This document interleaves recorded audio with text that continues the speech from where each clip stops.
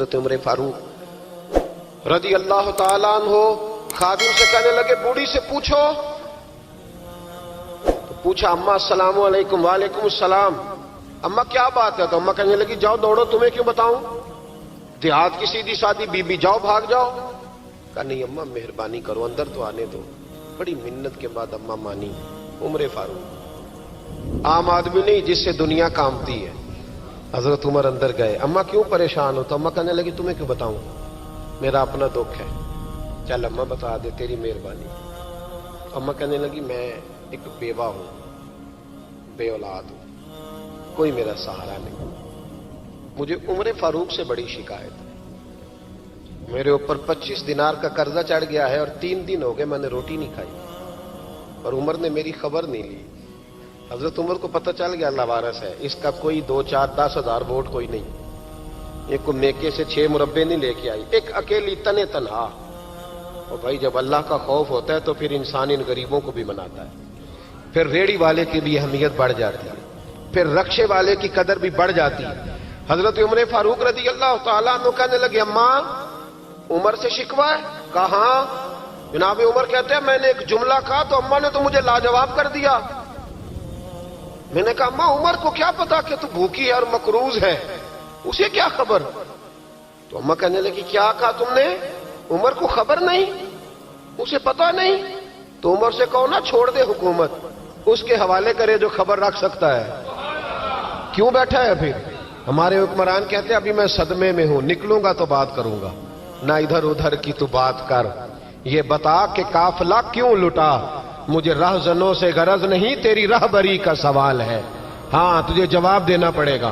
حضرت سیدنا عمر فاروق رضی اللہ تعالیٰ عنہ سے اماں کہنے لگی نہیں خبر رکھ سکتا تو حکومت کیوں کرتا ہے, چھوڑتا کیوں نہیں؟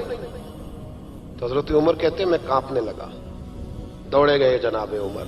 میں نے کہا اس اماں کا 6000 ووٹ نہیں کہ اس کی قدر کی جائے.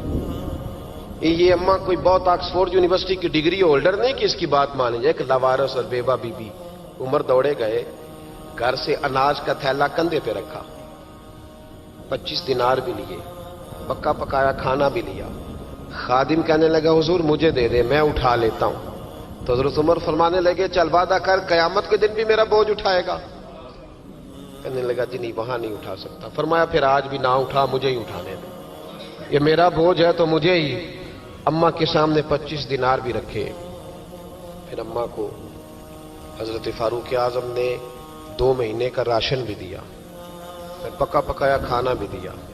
معمولی آدمی کی بات نہیں کر رہا, 24 لاکھ مربع میل کا حکمران. حضرت عمر مدینے میں بیٹھ کے کبھی للکار دیں تو کیسر و کسرا کی ٹانگیں کانپیں. جناب عمر فاروق رضی اللہ کھانا کھلا کے اماں چارپائی پہ تھی تو عمر نیچے بیٹھ گئے. کہنے لگے اماں چل عمر کو معاف کر دے, چل چل جانے دے, کوئی عرض نہیں, بیچارے کو پتہ نہیں چلا. تو اماں کہنے لگی تو نے پھر عمر کا ذکر چھیڑ دیا. بیٹے میرے گھاؤ بڑے گہرے ہیں, میرے زخم بڑے سخت ہیں, کلیجہ پھٹے تو تجھے دکھاؤں کتنی تکلیف میں ہوں. میں تو پکا ہوا پھل ہوں, کسی وقت بھی دنیا سے چلی جاؤں گی. میں نے عمر کو معاف نہیں کرنا. جب میں قبر میں جاؤں گی نا, نبی کریم علیہ السلام آئیں گے تو میں عمر کی شکایت کروں گی. میں کہوں گی حضور اس سے پوچھئے یا رسول اللہ بیوہ اور بوڑھی کا خیال ہی نہیں کیا. تو آپ کے غلام کہتے ہیں میں نے عمر کو کبھی اتنا روتے نہیں دیکھا جتنا آج روئے. کہنے لگے اماں عمر کو میں جانتا ہوں وہ کمزور ہے, یہ شکایت نہ لگانا, وہ کمزور ہے, مقابلہ نہیں کر سکے گا, یہ شکایت نہ لگانا, چل معاف کر دے. تو اماں کہنے لگی اچھا تو مجھے کچھ اچھا لگتا ہے, جا تیری خاطر عمر کو معاف کیا, تو پیارا لگا ہے, جا معاف کیا, تیری خاطر معاف کیا, تیری خاطر عمر کو معاف کیا. حضرت عمر فاروق کہنے لگے مجھے لکھ کے دو. کون اتنے جتن کرتا ہے, کون؟ کسی سے کہنا جا اپنی اماں کو منا لے, تو کہتے ہیں نہیں میری غلطی کوئی نہیں تو مناؤں کس بات پہ, ہمیں تو 20 دلیلیں آتی ہیں. جا ابا کے پیر پکڑ لے. پتہ ہے نبی پاک علیہ السلام نے فرمایا جس کا باپ راضی ہوگا اسی کا اللہ راضی ہوگا, اور جس کا باپ ناراض ہوگا وہ سارا دن وظیفے پڑھے, اس کا اللہ راضی. یہ ابو داؤد شریف کی حدیث ہے. نا جی بڑی مہربانی, پیسے نہ لائیے گا. اب بات سنیں, وہ بھی میں سمیٹنے کی طرف آ رہا ہوں, ختم کر رہا ہوں, آپ میری بات پہ توجہ رکھیں. عزیز بھائی, نبی کریم صلی اللہ تعالی علیہ وسلم نے جو اپنے غلاموں کی تربیت کی تو حضرت عمر فاروق کہنے لگے لکھ کے دو, لکھ. लिख दो। तो अम्मा कहने लगी आप लिखे मैं साइन कर देती हूं, आप लिख दे मैं साइन करती हूं। हजरत उमर ने लिखा फुला बिनते फुला को उमर से शिकायत थी, फिर उन्होंने उमर को माफ कर दिया। अम्मा साइन करने ही लगी थी, साइन करने ही लगी थी कि मौला अली शेर खुदा आ गए, हजरत अब्दुल्ला इब्ने मसूद आ गए। ओहो उमर यहां बैठे हुए हो, मैं सारे मदीने में तलाश कर रहा था, यहां बैठे हो, वो कुछ लोग मिलने आए, निकलो। अम्मा ने सुना कि ये उमर थे तो अम्मा उठ के खड़ी हो गई। आय हाय उमर थे, आप उमर थे? तो जनाब उमर कहने लगे अम्मा तूने जो कहा ठीक कहा, लेकिन अपने वादे पे कायम रहा, ये जरा साइन कर दे। अम्मा ने साइन किए तो हजरत उमर फारूक फरमाने लगे अली आ गए हो तो बतौर गवाह तुम भी दस्तखत कर दो, अब्दुल्ला इब्ने मसूद तुम भी बतौर गवाह दस्त। जब साइन हुए तो जनाब उमर ने रुक्का लपेटा और मौला अली शेर खुदा से फरमाने लगे अली ये रख लो, मुझे लगता है मैं तुमसे पहले दुनिया से जाऊंगा, और जब मैं पर्दा कर जाऊं ना तो ये रुक्का मेरे कफन में रख देना। अगर हुजूर अलैहिस्सलाम ने पूछा ना मेरी उम्मत के साथ क्या सलूक करके आए हो, तो रुक्का निकाल के कहूंगा या रसूलल्लाह एक बूढ़ी नाराज थी मैं उसे भी राजी करके आया, हुजूर ये मैं राजी। भाई जब तक हम अल्लाह से नहीं डरते मुआशरा इस्लाह पजीर नहीं हो सकता। हजरत उमर फारूक रदी अल्लाह ताला अन्हु ना बाहर वालों का भी बड़ा सख्त हिसाब करते थे। बड़ा एक गवर्नर साहब ने लिबास बड़ा शानदार पहनना शुरू कर दिया था, तो हजरत उमर ने उतरवा के ना तो उन्हें टाट का लिबास पहना के तो ऊंट चराने की ड्यूटी दे दी थी। इतना सख्त एहतसाब करते। कसाई की दुकान पर भी 1-2 घंटे खड़े होते थे। जो आदमी मुसलसल 2 दिन गोश्त खरीदता था ना, फरमाते थे इसका टैक्स बढ़ा दो, लोगों को दाल नहीं मिल रही और ये रोज गोश्त खाता है। हजरत फारूक आजम उसको जजिया कहा जाता था या कुछ और मामलात होते थे बढ़ा देते थे। मुसलसल जो 2 दिन आदमी गोश्त खाता था, फरमाते थे मदीने में गुर्बत है, अगर ये वाला निजाम तुम करोगे तो गरीब लोग किसकी तरफ देखेंगे। लेकिन उससे ज्यादा बढ़कर जो उनकी जिंदगी का म्यार और स्टेटस था वो ये था कि अपने घर का खास ख्याल रखते, खास तवज्जो करते। मुल्क शाम से और ईरान से कुछ लोग आपकी खिदमत में आए तो वहां से कुछ कनीजें भी आईं, उनके बादशाह पैगाम लेके। शाह ईरान की कनीज को मलका ने कहा कि ना हजरत उमर की जौजा को देख के आना जरा किस तरह की है। हमारे मुल्क में क्या कहते हैं खातूने अव्वल जी, खातूने, बाकी सारे दोनों में खातूने अव्वल, जरा खातूने अव्वल को देख के आना। तो वो जब आई ना घर में मिलने तो कहा कि मुझे मेरी मलका ने कहा था कि उमर की जौजा से अहलिया से मुलाकात करके आना। तो हजरत उमर की अहलिया ने ना एक जोड़ा कपड़ों का दे दिया मलका के लिए और एक खुशबू की शीशी दे दी। अब जब वो तोहफे वहां भेज गए तो उस मलका ने ना कुछ सोने का सामान भेजा, कुछ जेवरात भेजे, कुछ तहाइफ भेजे। जब हजरत उमर के घर आए ना वो खादिम लेके आया, उसने कहा जी आपकी अहलिया ने तोहफे भेजे थे। तो जवाब में शाह ईरान की बीवी ने, यहाँ जिस मुल्क का वो सफीर था, उन्होंने भी ये भेजे। तो हजरत उमर फारूक ना वो तोहफे लेके घर गए तो जाके कहने लगे अपनी अहलिया से ये तू कब से तोहफे तहाइफ भेजने लग गई है, ये कब से निजाम शुरू हो गया।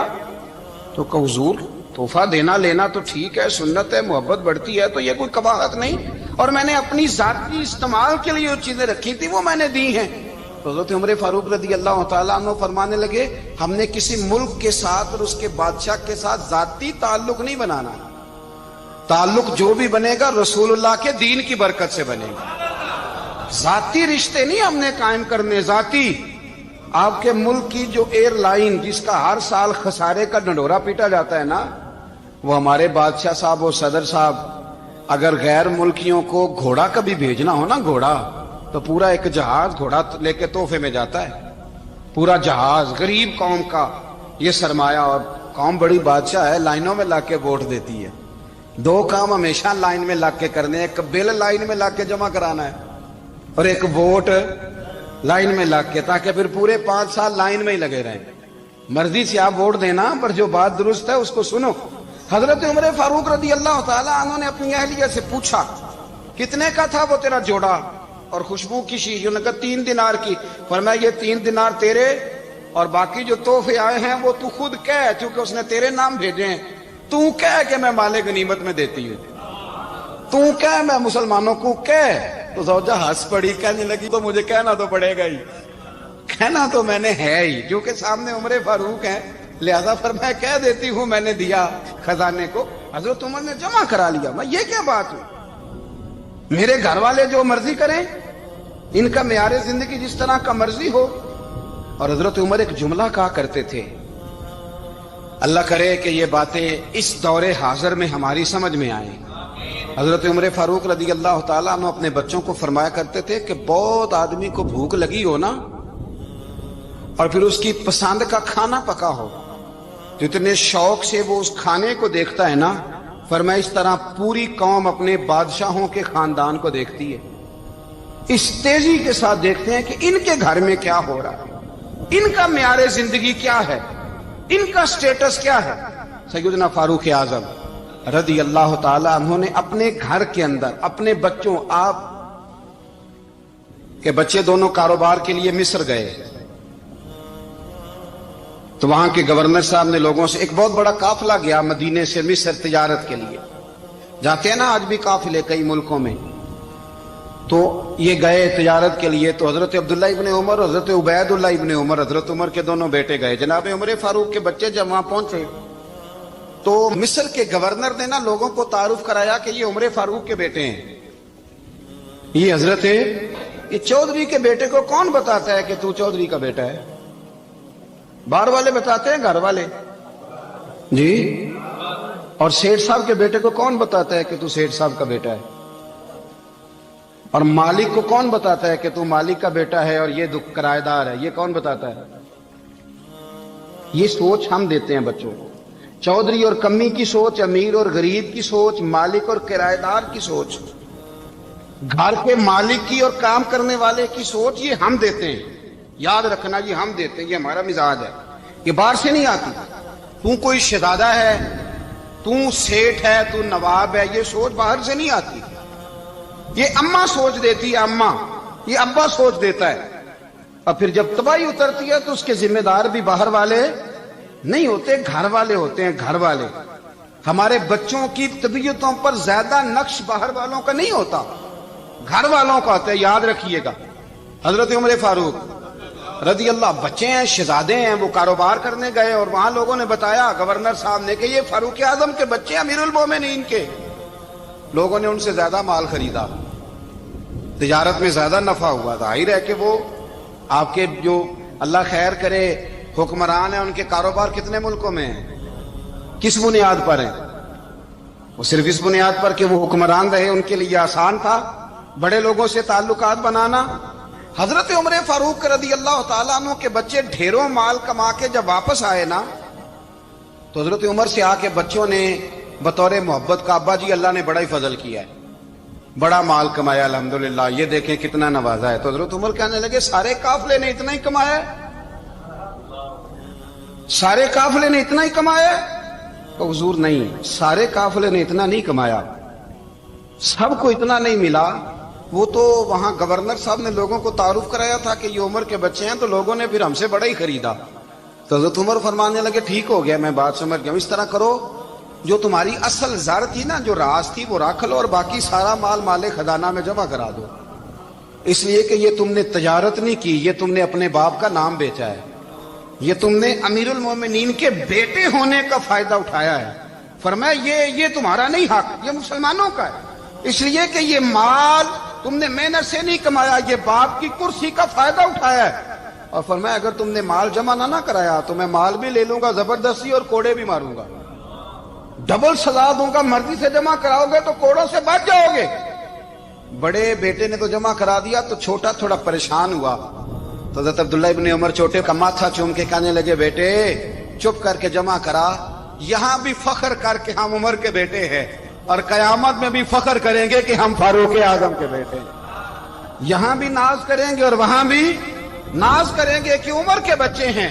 ہمارے باپ نے خود بھی حلال ہی کھایا ہے، اور جب ہماری کمانے کی باری آئی ہے تو ہمیں حکم بھی حلال کھانے کا دیا۔ بھائی ہمارا مزاج نہیں، بچہ جب لے کے آتا ہے 2 لاکھ روپیہ تو کبھی پوچھے کہاں سے آیا ہے؟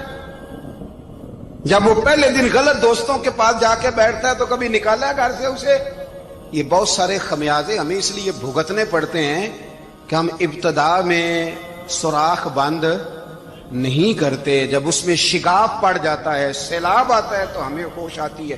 حضرت عمر نے اپنے گھر میں نگرانی رکھی, کڑی نگرانی.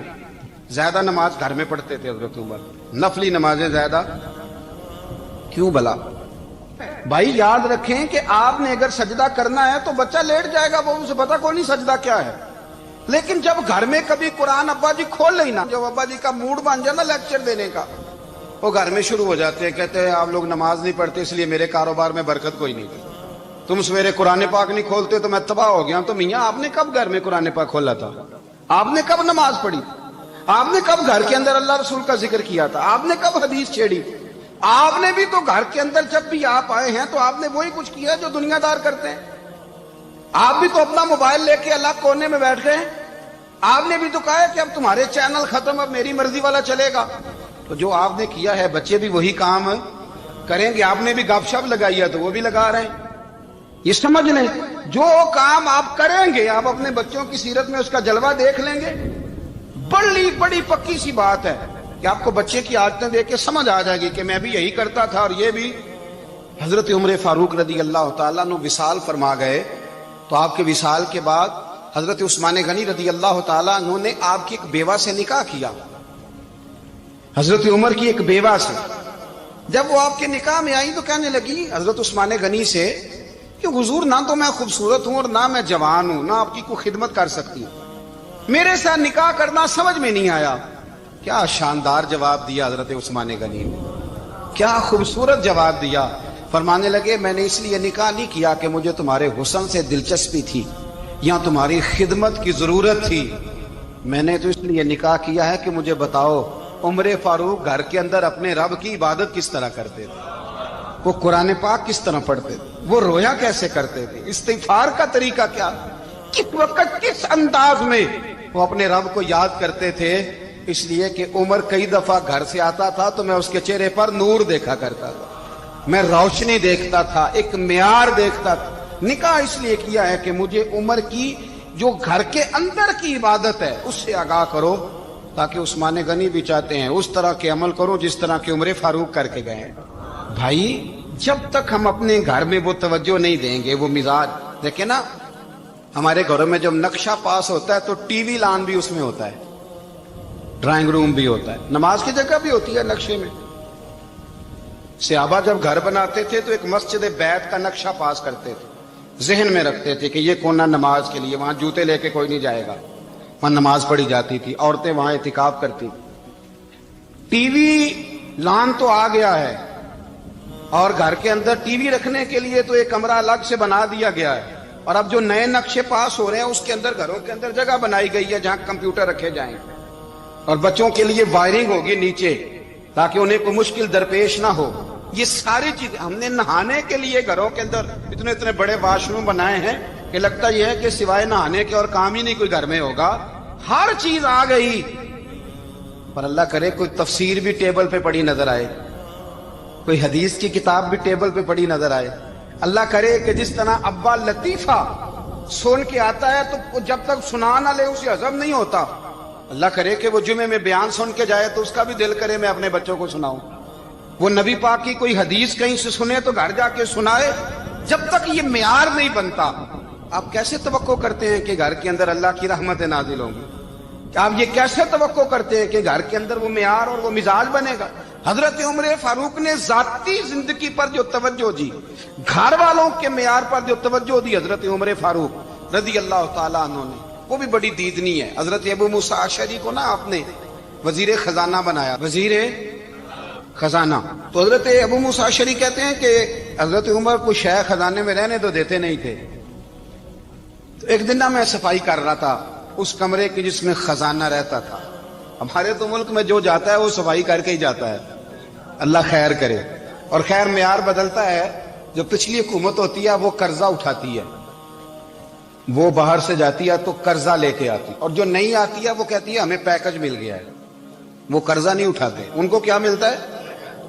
یعنی پچھلی نے قرضہ لیا تھا اور ہم نے, واہ جی واہ کیا خوبصورت انداز. ہم کے دوست ہیں نا شاندار, جن کا ادب سے نام لیتے ہیں, وہ عرب کے بادشاہ ہیں. ہم تو عرب خالی کہتے بھی نہیں, عرب شریف کہتے ہیں, عرب شریف. انہوں نے پتا کیا کیا ہے؟ انہوں نے اس طرح کیا ہے کہ جو کشمیریوں کا قاتل تھا نا، اس کے گلے میں میڈل ڈال دیا ہے۔ یہی کام وہ کرتے رہتے۔ انہوں نے پہلے انہیں بلا کے مندر بھی بنوائے تھے، ہمیں کوئی شکوہ نہیں، ان کی زمین ہے، اللہ تعالیٰ توفیق عطا کرنے والا ہے، پر خیال یہ تھا کہ چلو کشمیریوں کے زخموں پر نمک نہ چھڑکتے، 2 مہینے انتظار کر لیتے، کچھ حالات سنور جاتے، کچھ تھوڑا انتظار۔ ہیں ہمارے دوست، ہمارے وزیر اعظم صاحب جب جاتے ہیں تو وہ پھولوں کا ہار ڈالتے ہیں ہمارے دوست، لیکن انہیں وہ حدیث یاد نہیں کہ نبی پاک علیہ السلام نے فرمایا جب میرے مومن کو تکلیف ہوتی ہے تو مجھے بھی گنبد خضرا میں تکلیف ہوتی ہے۔ انہیں نہ کشمیریوں کا خون یاد نہیں آیا، انہیں برہان بانی کی کٹی ہوئی لاش یاد نہیں آئی، انہیں 30,000 بیوہ عورتیں یاد نہیں آئی، 30,000 بیوہ عورتیں جن کے سہاگ اجڑ گئے، اور انہیں 1.25 لاکھ یتیم بچہ یاد نہیں آیا جو یتیمی کی زندگی گزار رہا ہے، اور اس کے باوجود بہت بڑے ذمہ دار ہے وہ۔ مجھے پڑھ لینے دو آج احمد فراز کا شعر، وہ ہمارے مکتب کوئی ایسا نہیں کہ وہ مولوی تھا، وہ غیر جانبدار تھا، پر مجھے آج پڑھ لینے دو اس کا شعر، ایک کلیجے کا درد ہے، پڑھ لینے دو۔ اس نے کہا تھا کہ پڑھتا ہوں تو کہتی ہے یہ خالق کی کتاب ہے، مثل یہودی یہ سعودی بھی عذاب، اس قوم کے بارے میں کیا لکھوں فراز، کعبے کی کمائی سے جو پیتے ہیں شراب، کعبے کی کمائی سے جو پیتے ہیں شراب، اس قوم کے بارے میں کیا لکھوں فراز، کہ کعبے کی کمائی سے جو پیتے ہیں شراب۔ میں خیال نہیں آیا تمہارا صرف دین یہ ہے کہ قبریں گرا دو، مزارات گرا دو، فقط یہ دین ہے؟ کوئی نبی پاک کے روزے کی طرف منہ کرے تو اسے مشرک کہو، یہ دین ہے؟ اس کا نام مذہب رکھا ہے تم نے؟ مذہب تو اس کا نام ہے کہ جو رسول اللہ کا نام لینے والا ہے وہ ہمارا یار ہے، اور جو نبی پاک کا نام لینے والا نہیں، ہمارا اس سے کوئی تعلق ہے، یہ دین ہے۔ حضرت عمر فاروق کی سیرت سنا رہا ہوں، حضرت عمر کی۔ حضرت ابو موسیٰ اشعری نے ایک عیسائی کو منشی رکھا تھا، اکاؤنٹ آفیسر حضرت ابو موسیٰ اشعری نے۔ تو حضرت عمر فاروق بول پڑے، کہنے لگے تمہیں مسلمان کوئی نہیں ملا تھا؟ کلمہ گو نہیں تمہیں نظر آئے؟ کشمیریوں کی لاشیں نظر نہیں آتی؟ ان کا خون بہ رہا ہے، تباہی اتر رہی ہے، اور تم قاتل کو گولڈ میڈل پہنا رہے ہو۔ اور یاد رکھنا جب مسلمانوں کی بچیاں روندی جاتی ہوں نا تو پھر اسلام امن کا درس نہیں دیتا، پھر اسلام جہاد کی بات کرتا ہے، پھر اسلام جہاد کی بات کرتا ہے، جہاد کی۔ وہ قومیں غیرت مند نہیں ہوتی کہ جن کے گھروں میں آگ لگی ہو اور وہ غیروں کو ہار پہناتی پھرے۔ اللہ کا کچھ خوف کرو، زندگی مختصر ہے، دبئی میں کتنے رہے اور کتنے چلے گئے، خدا را کچھ خدا۔ تم سے اچھے تو وہ نیو یارک کے رائٹر ہیں جو کم از کم اپنے کالموں میں کشمیر کی بات کرتے ہیں، تم سے اچھا برطانیہ کا وہ شخص ہے جو کم از کم BBC لندن پہ رپورٹ جاری کرتا ہے تو کہتا ہے کشمیر پہ ظلم ہو رہا ہے، تم سے تو وہ اچھے رہ گئے۔ تم نے بات کرنا تو دور کی بات، تم نے دشمنوں کے گلے میں ہار پہنانے شروع کر دیے۔ کل جب پوچھیں گے بلا کے تم کو اپنے سامنے، کیا جواب جرم دو گے تم خدا کے سامنے؟ بڑی تکلیف ہوئی، بڑی تکلیف ہوئی۔ وہ نا منصور حلاج کو پھانسی دی جا رہی تھی، تو حضرت جنید بغدادی بھی آ کے دیکھنے لگے، تو منصور حلاج کہنے لگے بابا سارا زمانہ دیکھے پر تو نہ دیکھ، سارا زمانہ تماشا دیکھے انہیں تو پتا کوئی نہیں نا، تو نہ دیکھ۔ عرب شریف والو، ٹرمپ اسے انعام دیتا تو تکلیف کوئی نہیں تھی، ملکہ وکٹوریا اسے انعام دیتی تو تکلیف کوئی نہیں تھی، پر تم تو نہ ایسا کرتے، تم تو اپنے تھے، تم تو کلمہ گو تھے، تم تو یہ ظلم نہ کرتے، تم تو یہ حرکت نہ کرتے، میں کہتا ہوں ٹھہر ہی جاتے۔ جانا نہیں دنیا سے، اللہ کے حضور حاضر نہیں ہونا۔ جب رسول اللہ قبر میں آئیں گے تو کیا جواب دو گے؟ خدا را، حضور نے فرمایا تھا گناہ روک نہیں سکتے تو دل میں ہی برا جان لو۔ ذالک اضعف الایمان، یہ کمزور ایمان ہے، کم از کم اتنی حد تک تو آ جاؤ، دشمن سے گلے تو نہ ملو۔ خدا را سمجھے، ہمارا پہلا تعارف یہ ہے کہ ہم رسول اللہ کے غلام ہیں۔ اقبال نے کہا تھا وطن کا بت نہ بنانا، وطن کو بت نہ بنانا۔ اقبال کہنے لگے ان تازہ خداؤں میں بڑا سب سے وطن ہے، جو پیرہن اس کا ہے وہ مذہب کا کفن ہے، اس لیے کہ بازو تیرا توحید کی قوت سے قوی ہے، اسلام تیرا دیس ہے، اسلام تیرا دیس ہے، کیونکہ تو مصطفی ہے، تو نبی پاک والا ہے، مصطفیٰ والا، اسلام تیرا دیس ہے، تو मुस्तफवी है। अमेरिका में जो मुसलमान रहता है हमारा भाई है, और पाकिस्तान में जो मरज़ई रहता है उससे हमारा कोई ताल्लुक नहीं है। हजरत उस्मान गनी ने अपने चचा के बेटे से कहा था कि तू कलमा नहीं पढ़ता तो तेरा मेरा रिश्ता कोई नहीं। बिलाल हबश से आया है पर मेरे नबी का गुलाम है तो सगे भाइयों से भी आगे है। हजारों कौमें वजूद में आई दहर में खुश्क तर के रिश्ते से, पर हमने बुनियाद दोस्ती रखी याद खैरुल बशर के रिश्ते से। अपनी मिल्लत पर कयास अक़वाम मगरिब से न कर, खास है तरकीब में कौम रसूल हाशिम। कुछ ख्याल करे, पहला तारुफ दीन है, अगर दीन नहीं तो फिर किसी वतन की कोई जरूरत। इसलिए कि पाकिस्तान का तस्वुर इकबाल ने पेश किया ना, तो इकबाल कहने लगे इन तागा खुदाओं में बड़ा सबसे वतन है जिसको तुम बुत बना के पूजते हो। हमारा वतन तो हमें जान से ज्यादा प्यारा है, पर पहले पाकिस्तान नहीं, पहले इस्लाम। पहले इस्लाम तेरा देश है, तू मुस्तफवी है। तो आमदाम बरसरे मतलब हजरत उमर फारूक रदी अल्लाह ताला अन्हु। हजरत सैयदना अबू मूसा अशरी कहते हैं कि मैंने ना सफाई की, माले गनीमत की मैंने सफाई की, तो एक दिनार मुझे ना कहीं पड़ा हुआ मिल गया।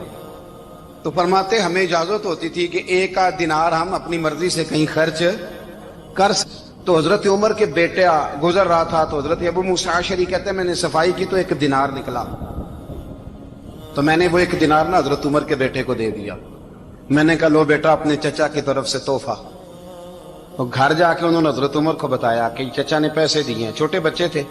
हजरत उमर ने हजरत अबू मूसा अशरी को बुला लिया और बुला के फरमाने लगे मैं तो तुम्हें अपना दोस्त जानता था और तूने मेरी औलाद को ही दुनियादार बनाना शुरू कर दिया, मेरे बच्चों को ही तुमने दुनियादार पैसों पे लगाना शुरू कर दिया, मैं तो तुम्हें यार समझता था।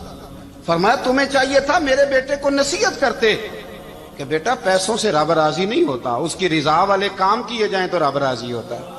और फरमाया तुम्हें कोई और घर नहीं मिला था तबाह करने के लिए, मेरा ही घर मिला था, उठाओ अपना दिनार और खबरदार आज के बाद मेरे बच्चों के साथ ये वाली नेकी ना करना। और हमारा क्या स्टेटस है, दोस्ती है ये उससे जो तोहफे ज्यादा दे, जो बच्चों को खराब करने में मदद ज्यादा करे उसके साथ गिराना। हजरत उमर ने घर पे और सबसे बढ़कर अपनी जात पे तवज्जो की। हजरत अबू मालिक रदी अल्लाह ताला अन्हु कहते हैं मैं उमर के पीछे पीछे एक बाग में गया, अक्सर उस बाग में जाया करते थे, और उमर जाके ना तो दरख्त के नीचे बैठ गए और फरमाने लगे ओ अमीरुल मोमिनीन अल्लाह से डर जा, वरना जिस रब ने हुकूमत दी है वो अजाब भी बढ़ा देगा, डर जा रब से। कभी सारी जिंदगी हजरत उमर ने अपना कोई तारुफ नहीं कराया, कभी नहीं। एक बंदे ने आपके सामने तारीफ कर दी आपकी तो फरमाने लगे तो खुद भी हलाक हुआ और मुझे भी हलाक कर दिया, क्या जरूरत पड़ी है मेरी तारीफें करने की, इतनी देर मेरी तारीफ में लगाई, अल्लाह का जिक्र करता रब तुझे सवाब देता, हुजूर पे दरूद पढ़ता तो रब तेरे ऊपर रहमतें नाजिल करता, किस चक्कर में। आज जितना अच्छी कोई खुशामद करे उतनी अच्छी वजारत मिलती है, जितनी अच्छी उसको जो है वो चापलूसी करनी आया दर्जा भी उसे उतना ही अच्छा मिलता है। हजरत उमर फारूक रदी अल्लाह ताला अन्हु आपके बेटे कहते हैं, साहिब फतूह शाम ने लिखा है, आपके साहबजादे कहते हैं मैं निकला तो मेरे अब्बा जी ना अपनी पुश्त पर मशकीजा रख के कुएं से पानी भर के आ रहे, मैं दौड़ के आगे गया, मैंने कहा अब्बा जी मुझे दे दे। फरमाने लगे बेटा तेरा क्या ख्याल है, कोई और नहीं था मशकीजा भर के लाने के लिए, तेरा क्या ख्याल है। कहा अब्बा जी बड़े लोग थे पर आप क्यों उठा रहे हैं। फरमाने लगे नफ्स ना जरा मेरा बड़ा हो गया था, इसे जरा जलील कर रहा हूं, जरा अपना मुहासबा कर रहा हूं, ये मुझे कह रहा था तो बड़ी चीज है, तो मैं ना अभी मशकीजा घर रख के आऊंगा, फिर तेरी माँ ने मुझे कहा है कि घर में लकड़ियां कोई नहीं जलाने के लिए, फिर मैं जंगल से लकड़ियां काट के लाऊंगा। अब मैं अमीरुल मोमिनीन बन के ना तो मेरा नफ्स थोड़ा बड़ा हो गया। अब यकीन करें हमारा आजमा खराब हो जाता है जब तक हमारा तारुफ सही ना हो, हमारा तारुफ ठीक ना हो, मैं ये होता हूं मैं वो होता हूं, छोड़ मिट्टी देते मिट्टी रहना ही, मिट्टी देते मिट्टी रहना ही, एवी कादी बल्ले बल्ले अज मिट्टी दे उत्ते बंदिया ते कल मिट्टी दे थल्ले, मिट्टी देते मिट्टी रहना ही, कादी बल्ले। मुझे पूछ लो मुझे जान लो मेरा नाम ले लो, मैं भी आया हूं, मैं भी होता हूं, मेरा भी ये तज़किरा है, मैं बदकार पुराना खादम किसे दर मिली न ढोई, ये ते वासफ यार ने नजर जो की थी ते वासफ वासफ ही होई। ये तो बड़ी बात की बात है, तो बात की बात है साहब, ورنہ من نانم کے من نانم، جو ہم ہیں اس کا ہمیں پتا تو ہے نا بھائی. کبھی بھی یہ جو ذات کا چکر ہے نا، میں بھی ہوں مجھے بھی، او بھائی یاد رکھو میں کون ہوں. یہ جو نام نمود اور یہ خواہشیں اور یہ جو وقار، یہ تو کمزور لوگوں کا طریقہ ہے. جس کو اپنا تعارف کرانا پڑ گیا اس سے بھی زیادہ کمزور کوئی ہے. فوٹو میں دکھاتا پھرتا ہے فلانے کے ساتھ فوٹو، فلانے تو کمزور بندے یہ کام کرتے. حضرت عمر فاروق، اللہ اکبر، حضرت عمر جیسا بندہ 24 لاکھ مربع میل کا حکمران، اور شاہ روم کو خط لکھ کے کہتا ہے میں منت نہیں کرتا، میں حکم دیتا ہوں. اتنا تگڑا بندہ. جنگ قادسیہ کے لیے حضرت سعد بن ابی وقاص کو بھیجا. فتوح الشام پڑھ کے دیکھیں. حضرت عمر بڑے پریشان ہیں، اتنے دن ہو گئے کوئی رپورٹ ہی نہیں آئی. اب تو موبائل ہے نا، تو ایک منٹ کی رپورٹ لیں آپ، بلکہ آپ ایک منٹ کی فوٹو لیں آپ، رپورٹ تو دور رہ گئی. حضرت عمر فاروق رضی اللہ تعالیٰ عنہ بڑے پریشان ہیں کہ قادسیہ میں حضرت سعد بن ابی وقاص کے ساتھ لوگ جہاد کرنے گئے، رپورٹ کوئی نہیں آ رہی. اتنے پریشان تھے کہ باہر نکل کے نا اس رستے پہ بیٹھ جاتے جو رستہ قادسیہ کی طرف سے آتا تھا. اس جو بھی آتا جاتا پوچھتے جنگ کے کیا حالات ہیں. ادھر جب اللہ نے فتح دے دی نا، تو حضرت سعد بن ابی وقاص رضی اللہ تعالیٰ عنہ نے ایک قاصد کو خط دے کے بھیجا. کہنے لگے عمر کے پاس جاؤ، انہیں اطلاع دو کہ الحمدللہ اللہ نے اسلام کو فتح عطا کر دی. یہ حضرت عمر کو جا کے دینا. وہ بڑے پریشان ہوں گے. وہ جو اس زمانے میں اس طرح ہوتا تھا کہ کئی دور دور سے صحابہ جو دوسرے شہروں کے ملکوں کے رہنے والے ہوتے تھے، وہ بھی آ کے شامل ہو جاتے تھے جہاد میں. کوئی ایک دفعہ مدینے آیا، کوئی 2 دفعہ آیا، پھر اپنے اپنے علاقوں میں. بہت سارے لوگوں نے زیادہ دفعہ حضرت عمر کو دیکھا بھی نہیں تھا. وہ جو قاصد خط لے کے آیا تھا نا، اس نے 1 دفعہ دیکھا تھا. حضرت عمر بوڑھے ہو گئے، وہ پہچانتا نہیں تھا. میری بات کی سمجھ آ رہی ہے آپ حضرات؟ ادھر سے وہ خط لے کے آ گیا. حضرت عمر مدینے سے باہر نکل کے اس روڈ پہ بیٹھے تھے جو قادسیہ سے آتا تھا. جب اس آدمی کو آتے دیکھا تو حضرت عمر اٹھ کے کھڑے ہو گئے، فرمانے لگے قادسیہ سے آ رہے ہو؟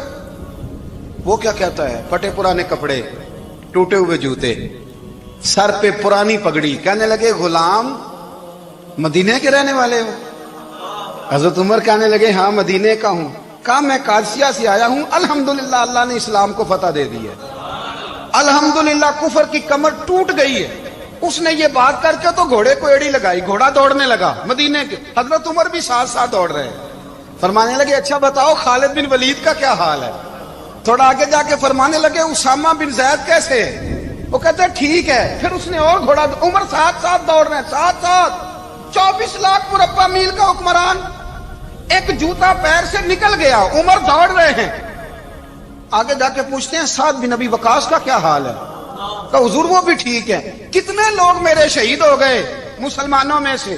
کہنے لگا صحیح گنتی کا نہیں پتا. یہ لفظ ادا ہوتے ہوتے مدینے کی سرحد آ گئی. لوگوں نے عمر کو گھوڑے کے ساتھ دوڑتے دیکھا تو کہا امیر المومنین کیوں دوڑ رہے ہیں؟ وہ غلام چھلانگ لگا کے نیچے آیا، قدموں میں بیٹھ گیا. کہنے لگا حضور آپ نے بتایا ہی نہیں آپ امیر المومنین ہیں. آپ فرمانے لگے کیا بتاتا؟ میں تو اونٹ چلانے والے کا پتر ہوں، کیا بتاتا؟ وہ عمر ہوں جس نے اپنے گناہوں کا حساب دینا ہے. کیا بتاتا؟ جو سعد بن ابی وقاص کو جہاد پہ بھیج کے خود بزدلوں کی طرح گھر میں بیٹھا ہے. کیا بتاتا؟ کوئی حیثیت نہیں، کوئی تعارف. تو نے اچھا کیا، تو مجاہد تھا، مجھے ساتھ ساتھ دوڑایا، تو نے اچھا کیا. جتنے لوگ تھے چیخے مار کے رونے لگے. حضرت فاروق اعظم سے کہنے لگے عمر جب تک تیرے جلوے رہیں گے اللہ کامیابیاں ہی عطا فرمائے گا. جب تک تیرا رنگ رہے گا اللہ تعالیٰ نوازتا ہی رہے گا. کچھ نہیں کبھی اپنا آپ ظاہر ہی نہیں کیا.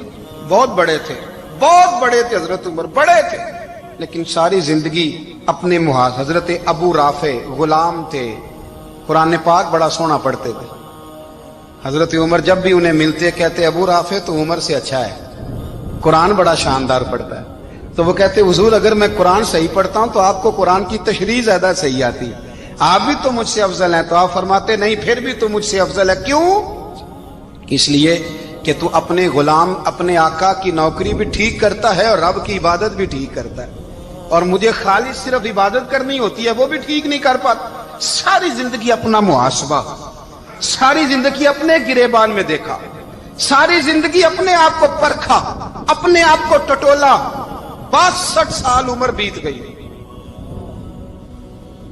حضرت حذیفہ بن یمان ایک صحابی تھے، میرے نبی کریم علیہ السلام نا ان سے راز کی باتیں کرتے تھے. ہر بندے کا ہاضمہ ٹھیک نہیں ہوتا, سب سے راز کی بات نہیں کرنی چاہیے. حضرت حذیفہ بن یمان کہتے ہیں حضور راز کی باتیں بتاتے ہیں. مدینہ منورہ میں جو منافقین تھے ان کی لسٹ بھی نبی پاک نے حضرت حذیفہ بن یمان کو دی تھی.